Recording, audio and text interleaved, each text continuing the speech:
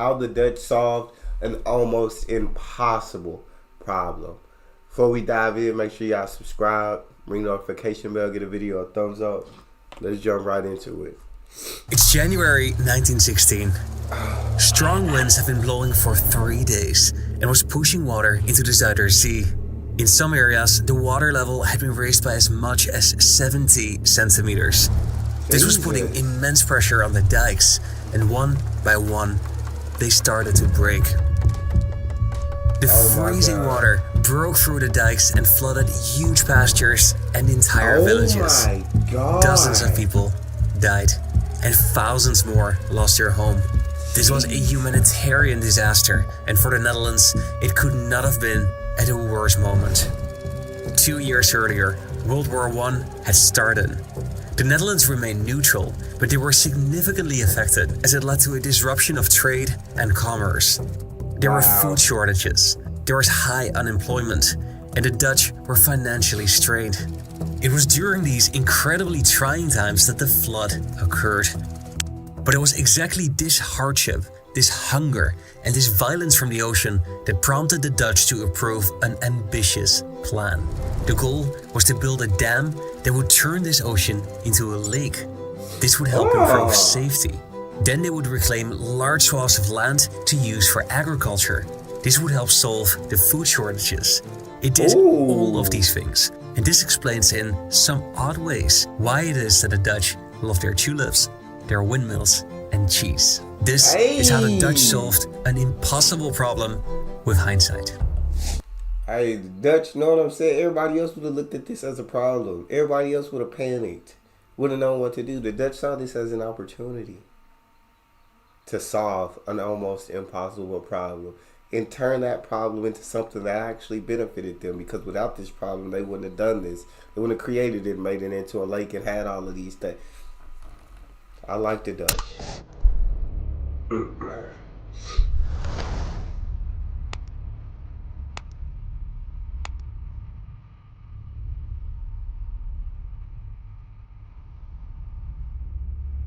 Around 10,000 years ago, the last ice age ended.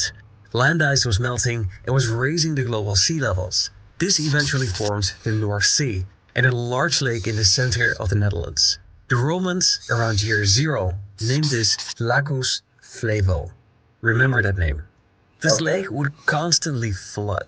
Every few decades, there was a large flooding event that killed thousands to tens of thousands of people.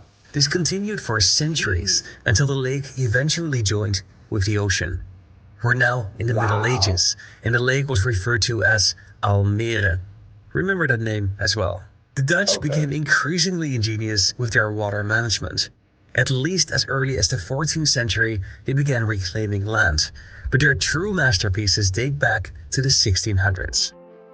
It was the Dutch Golden Age, a period of rapid development that saw the rise of the Netherlands as a global superpower. Much of the country at that time was covered with lakes, and in 1612, they decided to reclaim this one. This is the Beemster. They used windmills to drain the water, and they repurposed the land for agriculture. This created a thriving community of farmers and some very happy investors who made a return on investment in just 1 year. It was the beginning of a trend. Only 2 years later, the map looked like this. Many of the lakes were gone, but the villages along the Zuiderzee were still frequently plagued by floods. This could be incredibly damaging and sometimes caused hundreds of deaths. As early as 1667, a plan was proposed to close the Zuiderzee. The idea was to build dams along the Wadden Islands to drastically shorten the Dutch coastline, but the technical capabilities at that time did not yet match their imaginative power. The Golden Age came to an end in the 1670s, and Great Britain rose to dominance.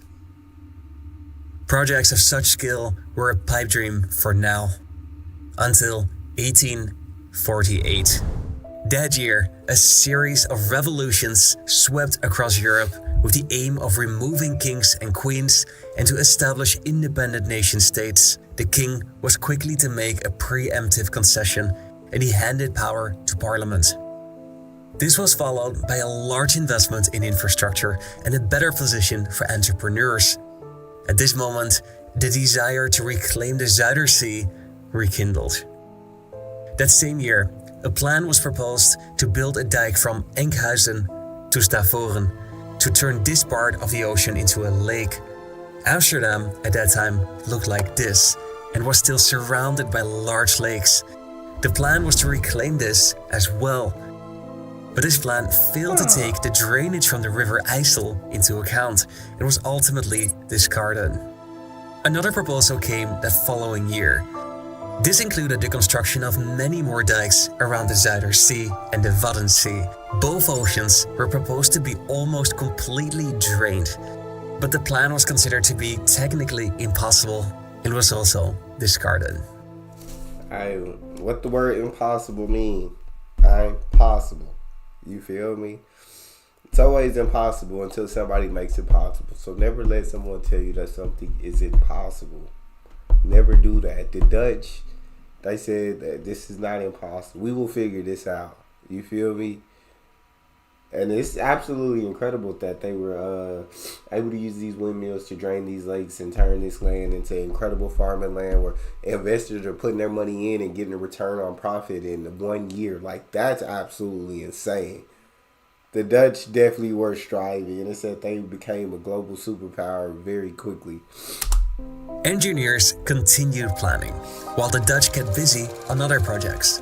All around Amsterdam were these Great Lakes. But in 1852, the Haarlemmermeer was completely drained using steam engines. Shortly thereafter, the other lakes were also drained, and a 21-kilometer long canal was dug to improve the position of the Amsterdam harbor. These projects demonstrated how far the technical capabilities had advanced, especially the Haarlemmermeer, which had a deepest point of 7 meters. And this boosted confidence, but it was still nothing compared to the massive task to reclaim the Zuiderzee. That's huge. In 1866, a plan was proposed to build a dike around the shallow part of the sea and to drain the water using steam engines. The plan was considered technically feasible, but it was rejected over concerns of financial feasibility. Later, a simplified version of this plan was proposed and approved. The puzzle seemed to be finally solved. The government passed laws to begin construction, and detailed plans for its execution were finally prepared. But at the same time, some critical voices started to emerge. There was critique on the cost of the project and on the impact that it would have on local fishing communities. The political will was gradually lost, and in 1877, it was cancelled. This was the closest that they had come to executing a centuries-old dream. The Dutch had finally gathered the technical know-how, but still needed to find a way to find the political and the social will. In 1891, there was another break in the case. Cornelis Lely released his plan. Remember that name. He proposed to build a dam to close the Zuiderzee and smaller dikes in a newly formed lake. Lely selected these areas for reclamation based on the type of soil that would be exposed, and he prioritized land that would be suitable for agriculture. There were critical voices from the start about the cost and the impact on coastal communities, but proponents praised the potential for new farmland and the lower cost of maintaining all these dikes around the sea. But what made this plan different was Lely himself. He was a brilliant engineer, but also a talented politician. He managed to sell this plan to the people, focusing his arguments on the reduced cost of maintaining the hundreds of kilometers of dikes, an argument that resonated with the people. Despite the commonly held belief that this was the best way to do it, the plans lacked sufficient urgency to be formalized. But that's when World War I started. That's when the food shortages came, and then that terrible flood of 1918. The Dutch finally decided that Lely's plan should be executed. The construction started with the Afsluitdijk, a 30-kilometer long dam that closes the Zuiderzee. It started in 1920 and continued for well over a decade. Meanwhile, they started building a small test polder to study how the salty soil that would be exposed could be prepared for agriculture. But the real challenge came with reclaiming the much larger Wieringer Meer. The first step was building dikes, after which the water would be pumped out. This process took several months and left a dry, barren wasteland of salty soil. They discovered that they had to sow rye, barley, and grass clover. So they did, and then they dug a complex network of ditches to transport the excess water. It was the 1930s, and in the Netherlands, like anywhere else in the world, the economic crisis hit. There was a record high unemployment, and the Dutch saw an opportunity there. They sent thousands of these jobless young men Tell you, where a lot of people see problems, rest of the world saw problems, saw issues, Dutch saw opportunities. You feel me? They said, we gonna make the most out of it. saw an opportunity there. They sent thousands of these jobless young men to work on this polder. They dug the ditches by hand. Of the 14,000 kilometers of ditches, serious? 80% were dug using nothing but shovels That's and brute force. crazy. The polder was finished and ready for agriculture 4 years later. That same year, the dam to close the sea was opened. 1942 was a year of celebration. The Zuiderzee was now closed and renamed IJsselmeer, meaning the lake of the River IJssel. This river was going to turn the water fresh over the course of the next 5 years. Really? This was an environmental disaster for the fish stock and for the communities that lived off its exploitation. Oh. But after these accomplishments, there was no more money for the project, and it was uncertain whether the other polders were actually going to be built. Oh, dang. Prime Minister Hendrikus Colijn was determined to persevere. Despite the country's financial hardship, the plan was to now reclaim the largest polder, but Colijn decided to prioritize the northeast polder. That is because these lands could be entirely dedicated for agriculture, which at that moment was a more pressing concern. Construction started and World War II began. Germany occupied the Netherlands, and the engineering teams suffered enormous shortages. God dang. But the dikes were built, the water was drained, and the ditches were dug, this time using machines. By the time the Northeast Polder was finished, 500 kilometers of roads, 59 bridges, and 300 farms were built. It was an exhaustive task under German occupation. After the war, the Dutch focused on rebuilding the country, and for a couple of years there wasn't any funding available to finish the job.